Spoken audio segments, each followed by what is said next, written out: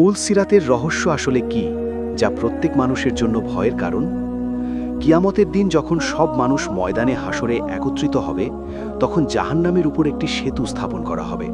সেই সেতু চুলের চেয়েও পাতলা এবং তলোয়ারের চেয়েও ধারালো হবে। এই সেতুকেই বলা হয় পুল সিরাত। সবার আগে এবং সবচেয়ে সহজে এই সেতু পার হবেন হজরত মুহাম্মদ সাল্লাল্লাহু আলাইহি ওয়াসাল্লাম। বর্ণনায় এসেছে, তখন চারদিকে ঘন অন্ধকার ও ধোঁয়া ছড়িয়ে থাকবে। মানুষ তার ঈমানের আলো দিয়ে পথ খুঁজে নেবে। কিয়ামতের দিন সব মানুষকেই এই সেতু পার হতে হবে, সে ভালো মানুষ হোক বা পাপী। কেউ খুব দ্রুত দৌড়ে পার হবে, কেউ ধীরে ধীরে হেঁটে বা হামাগুড়ি দিয়ে পার হবে। কিন্তু যারা বড় গুনাহগার ও কাফের, তারা কেটে নিচে জাহান্নামে পড়ে যাবে। অর্থাৎ ভালো কাজই হবে পুল সিরাত পার হওয়ার আসল মাধ্যম। আল্লাহ আমাদের সবাইকে পুল সিরাত নিরাপদে পার হওয়ার তৌফিক দান করুন।